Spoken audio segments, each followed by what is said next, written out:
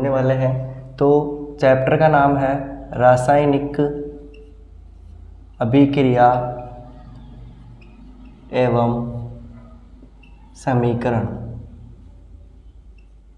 रासायनिक अभिक्रिया एवं समीकरण, इसके अंदर हम सर्वप्रथम ये देखेंगे कि भौतिक परिवर्तन व रासायनिक परिवर्तन क्या होते हैं। तो भौतिक परिवर्तन व रासायनिक परिवर्तन यानी कि अभिक्रिया के अंदर जो परिवर्तन आते हैं वो दो प्रकार के आते हैं, एक तो भौतिक और एक रासायनिक।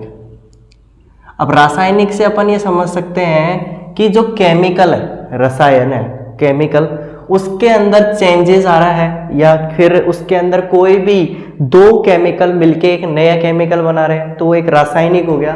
तो रासायनिक अभिक्रिया होती है तो उसके अंदर रासायनिक परिवर्तन होता है। भौतिक के अंदर अपन देखें तो सबसे पहले आ जाता है रंग, गंध या अवस्था। भौतिक परिवर्तन के अंदर तीन चीजें देख लेते हैं अपन, रंग, गंध या अवस्था। अब जो अवस्था है, अवस्थाएं कितने प्रकार की होती है? अवस्थाएं तीन प्रकार की होती है, ठोस अवस्था, द्रव अवस्था और गैस अवस्था। तीन प्रकार की अवस्थाएं होती है, ठोस सॉलिड, द्रव्य लिक्विड और गैस जी, ठीक है, इस ये सिंबल है। अब गैस होता है लिक्विड, द्रव्य, सॉलिड, ठोस, ठीक है, ये अवस्थाएं होती है तीन प्रकार की। अब भौतिक परिवर्तन के अंदर भौतिक क्रियाएं जैसे रंग, गंध, अवस्थाओं के अंदर यदि परिवर्तन आता है तो कौन सा परिवर्तन कहलाता है? भौतिक परिवर्तन, ठीक है। इसके अलावा जो भौतिक परिवर्तन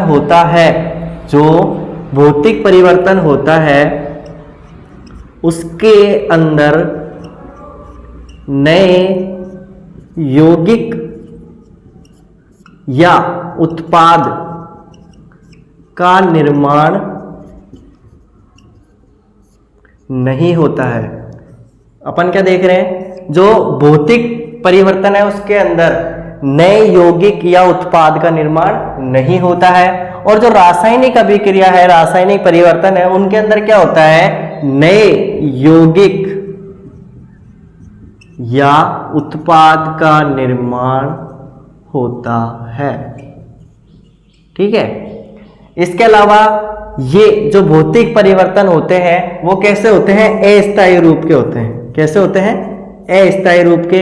ये जो रासायनिक परिवर्तन होते हैं वो होते हैं स्थायी रूप के। यानी कि अस्थायी परिवर्तन के अंदर क्या होता है कि जो परिवर्तन हुआ है उसको अपन दोबारा से रिप्लेसमेंट करके अपन चेंज करके उसी अवस्था में ला सकते हैं। लेकिन स्थायी परमानेंट चेंज के अंदर क्या होता है कि एक बार कोई चीज चेंज हो गई या एक बार कोई नया प्रोडक्ट बन गया तो उसको दोबारा अपन चेंज नहीं कर सकते, वो होता है स्थायी। अस्थायी मतलब उसको रिसाइकल वापस से रिपीट करा जा सके, वापस से उसी प्रोडक्ट में लाया जा सके, पुनः उसकी जो पहले यौगिक था उसी यौगिक के अंदर वापस लाया जा सके, वो होता है भौतिक परिवर्तन। जो नहीं लाया जा सकता, स्थायी होता है, वो होता है रासायनिक परिवर्तन, ठीक है। इसके अंदर अपन जैसे कि बर्फ का पिघलना, अब बर्फ पिघलती है तो बर्फ पिघलने के बाद अपन इसको वापस जमा के बर्फ बना तो सकते हैं। इसके अलावा लोहे पर जंग लगना, यानी कि लोहे पर अगर जंग लग गई है तो उस लोहा जो खराब हो गया है उस लोहे को वापस रिसाइकल नहीं किया जा सकता, पुनः उसी स्थिति में नहीं लाया जा सकता। तो ये कौन सा हो गया? स्थायी परिवर्तन हो गया। अस्थायी परिवर्तन है, बर्फ पिघल गई है तो उसके बर्फ पिघलने के बाद जो जल है उसको वापस से जमाया जा सकता है, तो वो कैसा होगा? भौतिक परिवर्तन। इसके अलावा इसके अंदर इस एग्जाम्पल से, इस उदाहरण से अपन ने क्या समझा कि जिस स्थिति में उसमें परिवर्तन आ रहा है या जिस कारणवश उसमें परिवर्तन आ रहा है तो उस अभिकारक या उत्पाद के अंदर परिवर्तन कारक है उसको हटा देने पर पुनः वापस से वही उत्पाद या यौगिक प्राप्त किया जा सकता है। यानी कि इस अभिक्रिया के अंदर पुनः जो कारण है चेंज होने का, जो परिवर्तन का कारण है, उस कारक को अगर हटा दिया जाए, यानी कि जैसे बर्फ पिघल रही है किसकी वजह से, टेम्परेचर कम होने की वजह से, जो टेम्परेचर है उसको कम कर दिया तो बर्फ पिघल रही है, तो ये वापस से टेम्परेचर बढ़ा देंगे तो ये वापस से जमना चालू हो जाएगी।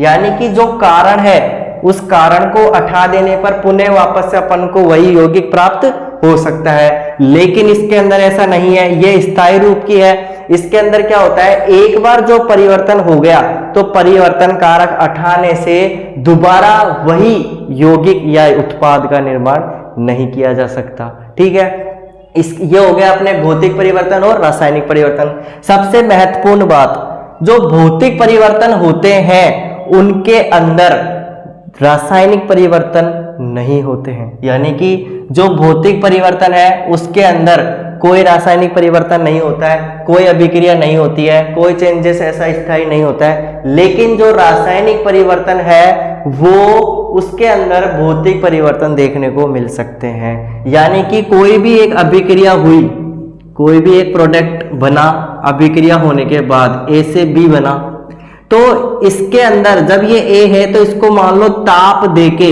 या ऊष्मा देके तोड़ा गया, तब जाके ये बी यौगिक बना, जब जाके ये बी आया।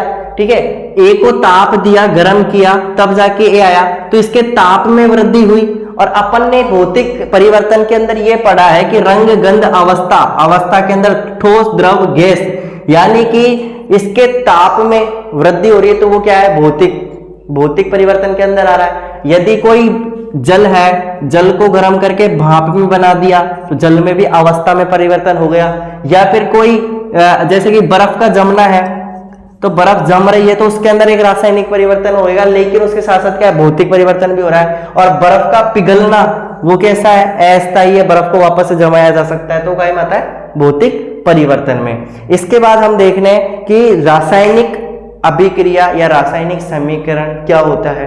रासायनिक समीकरण क्या होता है,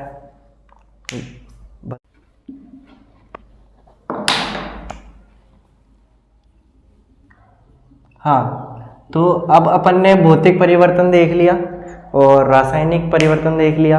अब इसके बाद अपन देखने वाले हैं शब्द समीकरण। ठीक है, जो समीकरण, ये जो वर्ड आ रहा है चैप्टर के अंदर ही आ रहा है, तो इसके अंदर एक तो आता है शब्द समीकरण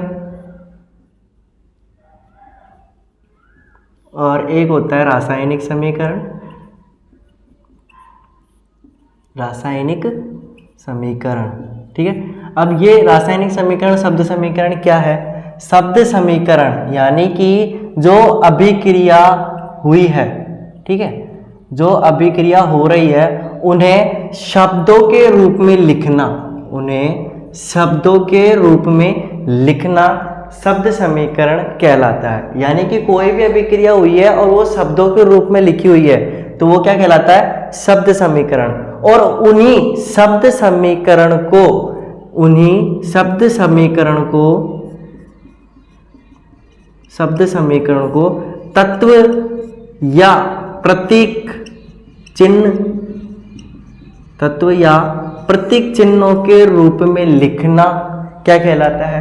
रासायनिक समीकरण। ठीक है, शब्द समीकरण है ये तो क्या हो गया, जिस शब्दों से लिखा हुआ है, और रासायनिक समीकरण है वो क्या हो गया, जो तत्व या प्रतीक चिन्हों के साथ लिखा जाता है वो होता है रासायनिक समीकरण। शब्द समीकरण का अगर अपन उदाहरण देखें तो वो क्या होगा, जैसे कि जल है, जल की अभिक्रिया देखें अपन कि जल कैसे बनता है। ठीक है, तो इसके अंदर क्या होगा, हाइड्रोजन प्लस ऑक्सीजन, और ये क्या बनता है? जल। क्या बना? जल। ये तो हो गया शब्द समीकरण। क्या हो गया? शब्द समीकरण, क्योंकि ये शब्दों के रूप में लिखा हुआ है। ठीक है, इसके बाद इन्हीं को, इनके प्रतीक चिन्ह, ये जो तत्व है, ये जो परमाणु है, इनको इनके तत्व के रूप में, इनके प्रतीक चिन्ह है उनके रूप में लिखना क्या कहलाता है? रासायनिक समीकरण। हाइड्रोजन का क्या है? H, ठीक है, ऑक्सीजन का क्या है? O2। इसी के साथ अब ये क्या हो गया, H2O। H2O काहे का फॉर्मूला है? जल का। काहे का है? जल का। अब H2O और यहाँ पे आ रहा है H2, ठीक है, तो ये होता है संतुलित व असंतुलित। इसको भी अपन आगे पढ़ेंगे। ये जो रासायनिक समीकरण है और शब्द समीकरण है, इनके अंदर अपन ने समझ लिया जो शब्द समीकरण है उनको क्या कहते हैं, जिससे अभिक्रिया को शब्दों के रूप में व्यक्त किया गया हो या लिखा गया हो, वो क्या कहलाता है? शब्द समीकरण। और जिस अभिक्रिया के शब्द समीकरण को प्रतीक चिन्ह या तत्वों के रूप में लिखा गया हो वह कहलाता है रासायनिक समीकरण। ठीक है, शब्द समीकरण के अंदर ये रहा उसका उदाहरण, और रासायनिक समीकरण के अंदर ये रहा उसका उदाहरण। ठीक है, H2O2 प्लस 2H2O, ये हो गई संतुलित। ठीक है, अब इसके बाद जो ये रासायनिक समीकरण होता है ये दो प्रकार से लिखा जाता है। एक तो संतुलित रासायनिक समीकरण, एक होता है असंतुलित रासायनिक समीकरण। अब संतुलित रासायनिक समीकरण और असंतुलित रासायनिक समीकरण के अंदर क्या क्या होता है वह हम अभी पढ़ेंगे।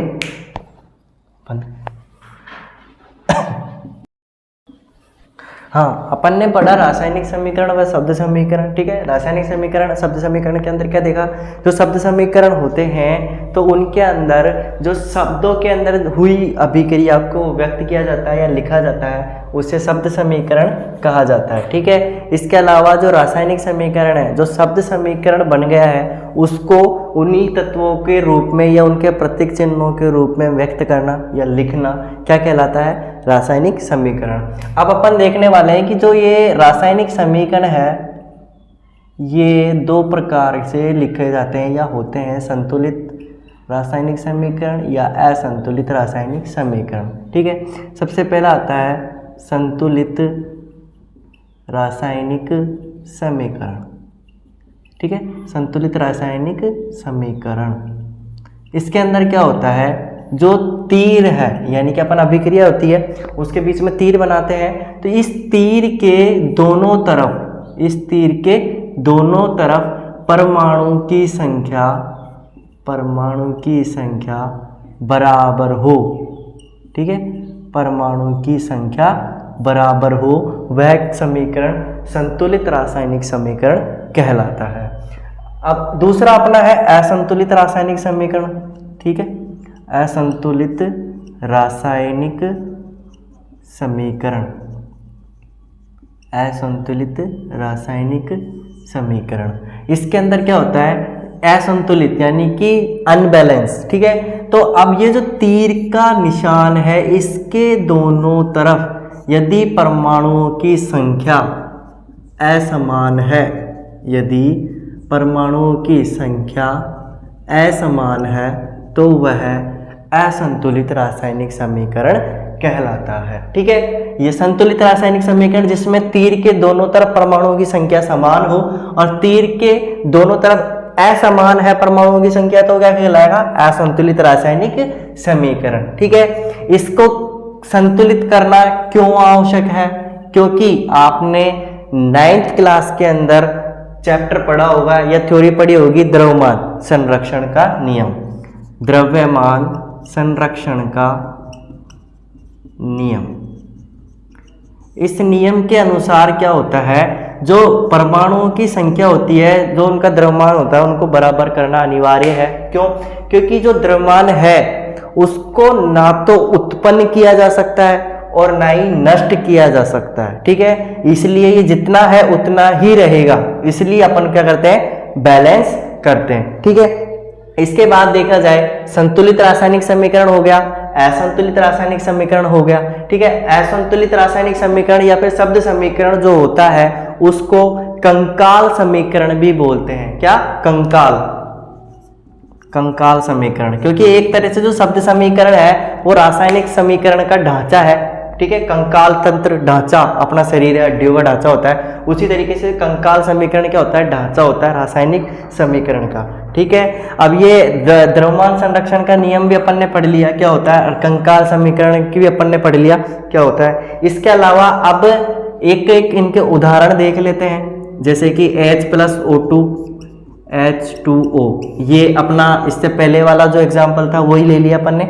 इसके अंदर H के परमाणुओं की संख्या, परमाणुओं की संख्या, परमाणुओं की संख्या। अब इसमें परमाणु कौन कौन से हैं?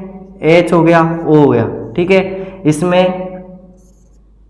अभिकारक के परमाणुओं की संख्या, इसमें उत्पाद के परमाणु की संख्या, ठीक है। अब H कितने हैं इधर की साइड? 1, और O कितने हैं? 2। इधर कितना है H? 2, और O कितना है? 1। यानी कि ये सिद्ध करता है कि ये समीकरण असंतुलित है, ये समीकरण असंतुलित है। यदि यहाँ पर परमाणुओं की संख्या हाइड्रोजन की 2 कर दी जाए तो यहाँ पे 2 हो जाएगी, और यहाँ पे ऑक्सीजन की संख्या भी 2 कर दी जाए तो यहाँ पे कितनी हो जाएगी? यहाँ पे कितनी हो जाएगी? 2। लेकिन हाइड्रोजन की कितनी हो गई अब? 4। कितनी हो गई? 4। और यहाँ पे कितनी है? 2। कितनी है? 2। तो इसको बराबर करने के लिए अपन ने यहाँ पे 2 लगाया, इसी तरीके से यहाँ पे अपन को 4 लगाना पड़ेगा, और ये हाइड्रोजन की संख्या कितनी हो जाएगी? यहाँ पे 4, और यहाँ पे हाइड्रोजन की संख्या कितनी हो रही है? 4। ऑक्सीजन की कितनी है? 2, और यहाँ पे ऑक्सीजन की कितनी है? 2। तो अब ये समीकरण संतुलित है, ठीक है।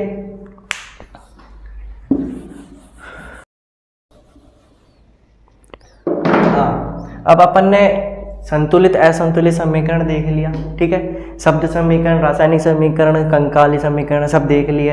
अब इसके बाद देखते हैं जो रासायनिक समीकरण है, यानी कि रासायनिक समीकरण के लिखने के नियम।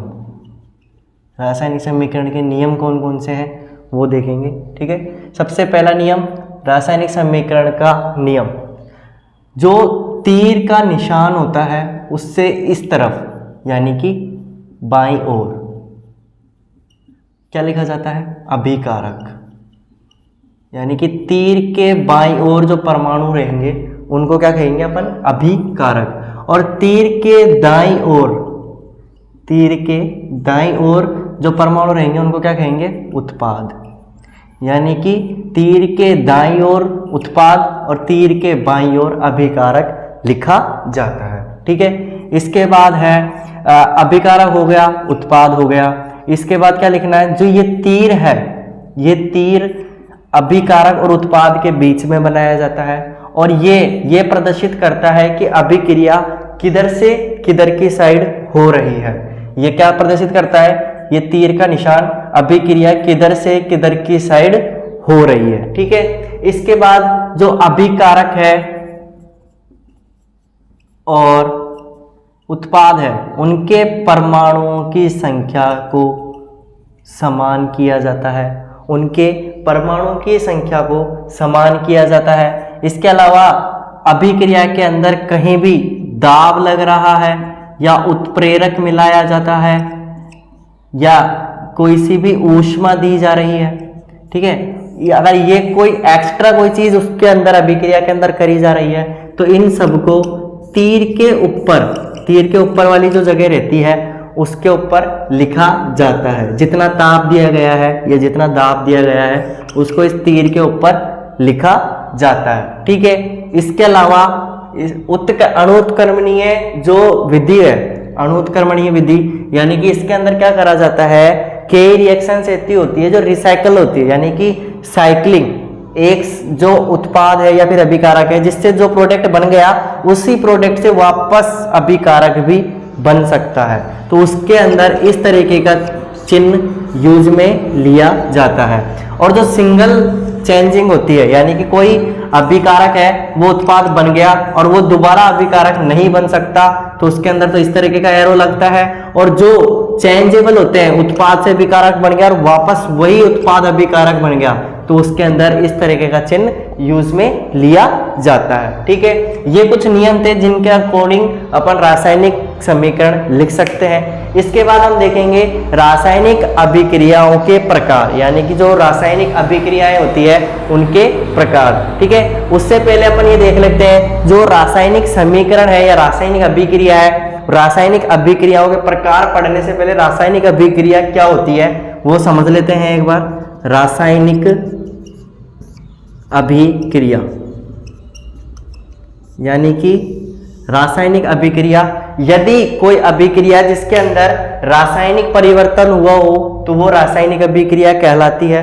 यदि कोई अभिक्रिया जिसके अंदर रासायनिक परिवर्तन हुआ हो वह रासायनिक अभिक्रिया कहलाती है। इसके अलावा अभिकारक मिलकर नए उत्पाद का निर्माण करते हैं। यानी कि एक अभिकारक है, ठीक है, एक अभिकारक है, ये नए उत्पाद का निर्माण कर रहा है, यानी कि नए उत्पाद का निर्माण करता है तो वो क्या कहलाती है? रासायनिक अभिक्रिया। ठीक है, यानी कि रासायनिक अभिक्रिया के अंदर क्या होता है? रासायनिक परिवर्तन हो और अभिकारक है वो उत्पाद का निर्माण कर रहा हो। इसी के अलावा रासायनिक अभिक्रिया को एक तरह से और समझ सकते हैं, जो प्रोडक्ट अभिकारक है उन अभिकारक यौगिकों के अंदर बंध होते हैं, बंध इलेक्ट्रॉनिक बॉन्ड, ठीक है, तो उन बॉन्डों के जुड़ने व टूटने से नए यौगिक का निर्माण होता है, नए यौगिक का निर्माण होता है, तो वो क्या कहलाती है? रासायनिक अभिक्रिया। क्या कहलाती है? रासायनिक अभिक्रिया। अब रासायनिक अभिक्रिया है वो 4 प्रकार की दी गई है आप लोगों के, ठीक है।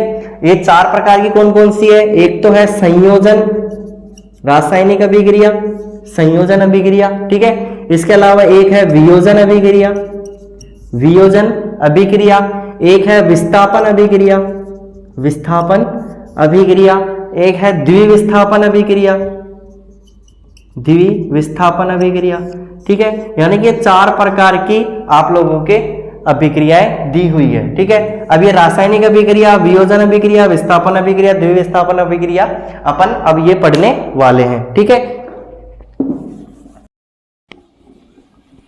हाँ, अपन ने क्या पढ़ा? संतुलित समीकरण पढ़ लिए, शब्द समीकरण पढ़ लिए, अब अपन ने रासायनिक अभिक्रिया पढ़ ली। रासायनिक अभिक्रिया के 4 प्रकार पढ़ लिए, संयोजन अभिक्रिया, वियोजन अभिक्रिया, द्विस्थापन अभिक्रिया और विस्थापन अभिक्रिया। अब सबसे पहला था संयोजन अभिक्रिया। संयोजन अभिक्रिया, जो रासायनिक अभिक्रियाएं हैं उनके अंदर 4 प्रकार थे, ठीक है। उसके अंदर पहला क्या था? संयोजन अभिक्रिया, दूसरा वियोजन अभिक्रिया, वियोजन अभिक्रिया, और तीसरा विस्थापन अभिक्रिया, विस्थापन अभिक्रिया, और चौथा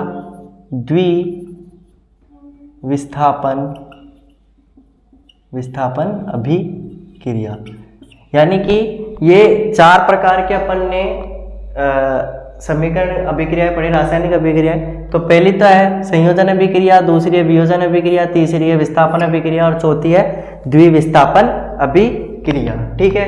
अब संयोजन अभिक्रिया सिंगल होती है, वियोजन अभिक्रियाएं है ये 3 प्रकार से होती है, ठीक है। वियोजन अभिक्रिया को अपघटन अभिक्रिया भी बोला जाता है, ठीक है। अब इसको बोलते हैं ऊष्मीय अपघटन, ऊष्मीय अपघटन, ठीक है। ये ऊष्मीय अपघटन है, ठीक है। इसके अलावा इसे ऊष्मीय अपघटन और प्रकाश अपघटन,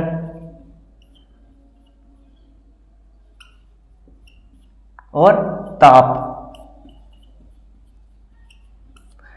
ठीक है। ऊष्मा, प्रकाश और ताप, ठीक है। अब ये हो गए टोटल। अब ऊष्मा के अंदर भी 2 प्रकार की अभिक्रियाएं आती है, ऊष्मा के अंदर भी 2 प्रकार की, ऊष्मा क्षेपी अभिक्रिया और ऊष्मा शोषी अभिक्रिया, ठीक है। पहली कौन सी? ऊष्मा क्षेपी अभिक्रिया, दूसरी है ऊष्मा शोषी अभिक्रिया। तो वियोजन अभिक्रिया कितने प्रकार की होती है? 3 प्रकार की, ऊष्मीय वियोजन या फिर ऊष्मीय अपघटन, प्रकाशीय और तापीय। ये ऊष्मीय होता है वो 2 प्रकार का होता है, ऊष्मा क्षेपी और ऊष्मा शोषी। सबसे पहले अपन पढ़ेंगे संयोजन अभिक्रिया। क्या पढ़ेंगे? संयोजन अभिक्रिया, ठीक है। संयोजन अभिक्रिया के अंदर क्या होता है?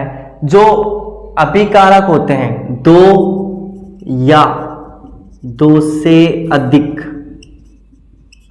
अभिकारक, दो या दो से अधिक अभिकारक मिलकर क्या बनाते हैं, एकल उत्पाद का निर्माण करते हैं, वह क्या कहलाती है, संयोजन अभिक्रिया कहलाती है।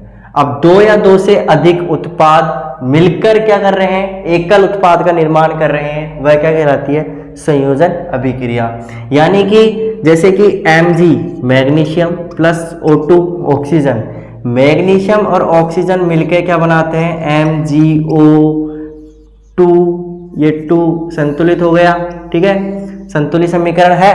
अब ये 2Mg 2O2 क्या बन रहा है, 2MgO, यानी कि मैग्नीशियम ऑक्साइड। मैग्नीशियम और ऑक्सीजन मिलकर क्या बनाते हैं, मैग्नीशियम ऑक्साइड। अब अपन को क्या देखना है, ये अभिकारक है, अपन ने नियम के अंदर पढ़ा था, तीर के बाईं ओर क्या लिखे जाते हैं, अभिकारक, तीर के दाईं ओर क्या लिखा जाता है, उत्पाद।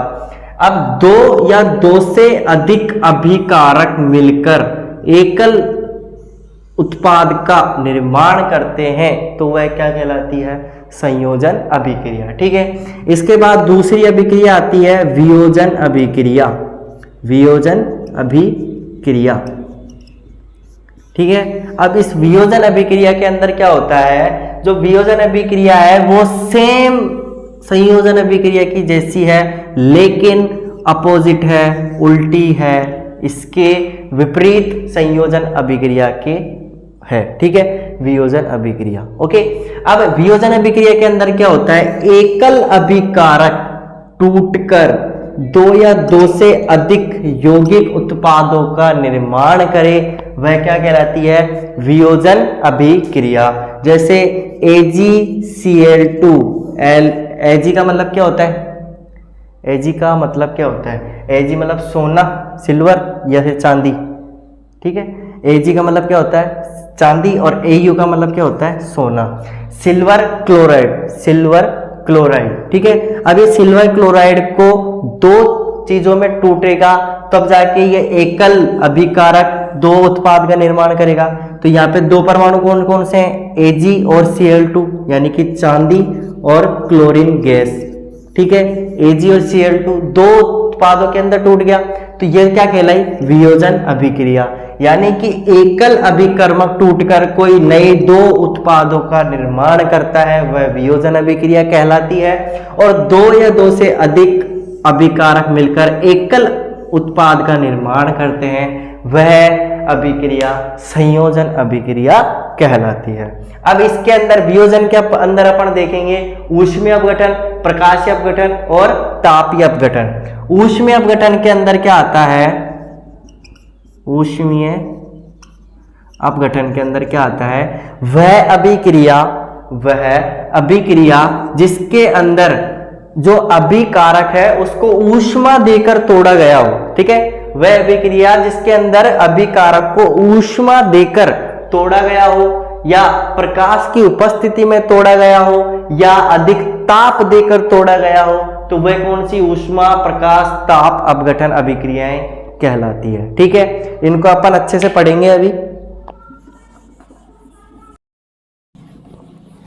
हाँ, अपन ने वियोजन अभिक्रिया के अंदर ऊष्मीय अपघटन पढ़ रहे थे। ठीक है, तो ऊष्मीय अपघटन, ऊष्मीय अपघटन के अंदर क्या है, जो अभिकारक है उसको ऊष्मा देकर या ऊष्मा की उपस्थिति में तोड़ा जाता है, ऊष्मीय अपघटन कहलाता है। ठीक है, अब ऊष्मीय अपघटन के अंदर क्या है, जैसे कि कैल्शियम कार्बोनेट है, यानी कि कैल्शियम कार्बोनेट है, उसको अपन ऊष्मा देकर तोड़ रहे हैं, यानी कि ऊष्मा देकर इसको तोड़ा जाएगा तो कैल्शियम ऑक्साइड के रूप में ये टूटेगा और कार्बन डाइऑक्साइड गैस उत्पन्न होगी। यानी कि ऊष्मा देकर अपन कैल्शियम कार्बोनेट को तोड़ रहे हैं तो कैल्शियम ऑक्साइड उत्पन्न होगा और कार्बन डाइऑक्साइड गैस का उत्पन्न होगा। यानी कि ऊष्मा देकर एकल पदार्थ को तोड़ा जाए तो वो क्या कहलाती है, ऊष्मीय अपघटन कहलाती है। इसके अलावा FeSO4 का एग्जाम्पल देखा जाए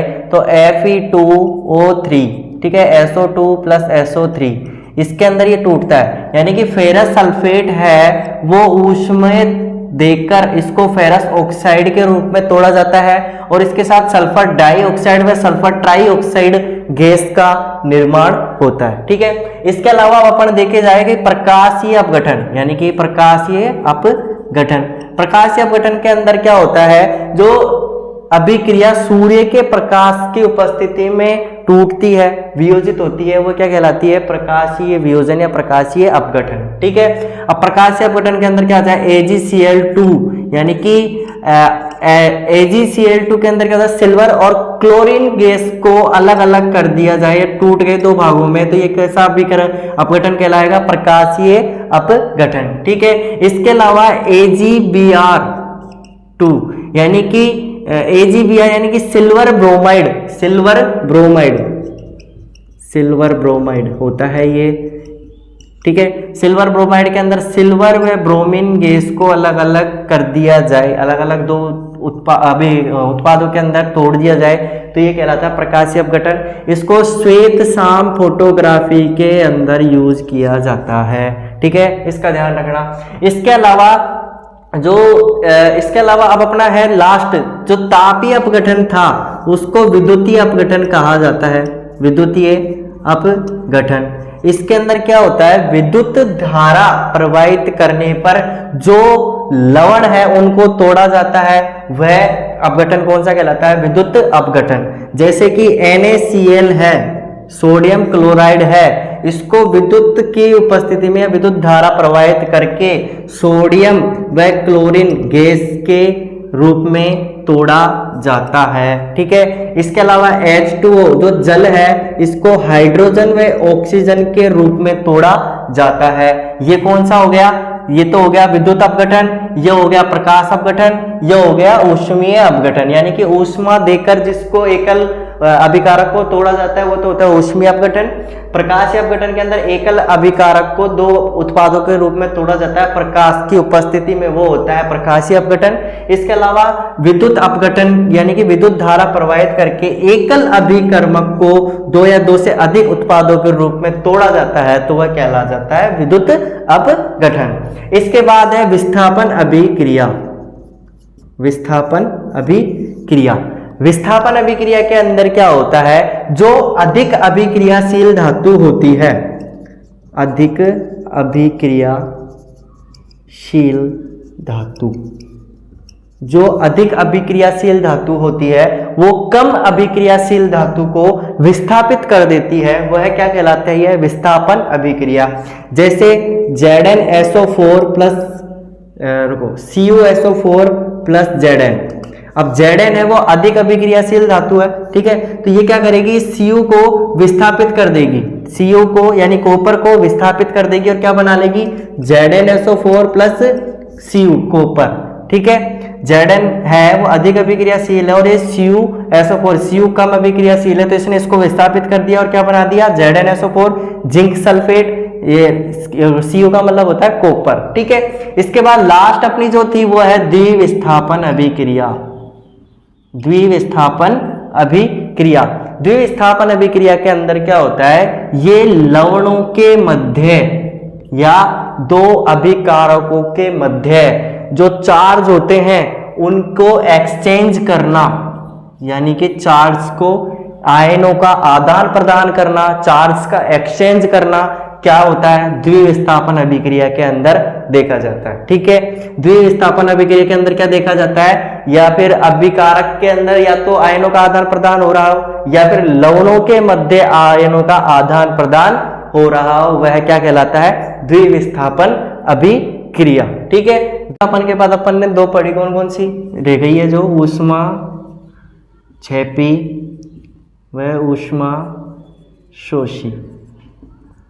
ठीक है, ये दो अभिक्रियाएं हैं जो रह गई है। ठीक है, तो ऊष्मा क्षेपी का मतलब है कि वह अभिक्रिया जिसमें अभिकारक टूटकर अभी उत्पाद का निर्माण तो करेगा ही, लेकिन उस उत्पाद के साथ यदि ऊष्मा का निर्माण हो रहा है तो वह ऊष्मा क्षेपी अभिक्रिया कहलाती है। और यदि उसी उत्पाद के साथ ऊष्मा अवशोषित हो रही है तो वह ऊष्मा शोषी अभिक्रिया कहलाती है। ऊष्माक्षेपी में जैसे अपन ने कैल्शियम ऑक्साइड का देखा था, तो CaCO3 संगमरमर का सूत्र होता है। काय का होता है? CaCO3 संगमरमर का सूत्र होता है। तो ये टूटेगा CaO कैल्शियम ऑक्साइड और CO2 कार्बन डाइऑक्साइड के अंदर, और उत्सर्जित होगी ऊष्मा, अत्यधिक ऊष्मा। चूने को पानी में डालते हैं तो ऊष्मा निकलती है, ठीक है। इसके अलावा ये क्या है? मेथेन गैस है, CH4 प्लस मेथेन गैस का दहन O2 की उपस्थिति में होगा। O2 की उपस्थिति में होगा तो ये क्या होगा? O2 की उपस्थिति में CO2 प्लस H2O, तो इसके अंदर भी क्या होगा? ऊर्जा निकलेगी, ऊष्मा निकलेगी अत्यधिक, यानी कि ऊष्माक्षेपीय अभिक्रिया हो गई। इन दोनों के अलावा एक तो रह गई उपचयन अभिक्रिया और अपचयन अभिक्रिया। उपचयन में अपचयन क्या होता है? उपचयन अभिक्रिया के अंदर ऑक्सीजन की वृद्धि, O2, इसके अंदर तो क्या होगा? ऑक्सीजन की वृद्धि, और अपचयन के अंदर हाइड्रोजन की वृद्धि। और अगर अपन ये देखा जाए कि उपचयन के अंदर O2 की बढ़ोतरी हो रही है, तो हाइड्रोजन है उसकी क्या होगी? घटी होगी, हानि होगी। और अपचयन के अंदर अगर H2 की वृद्धि हो रही है तो ऑक्सीजन की हानि होगी, ठीक है।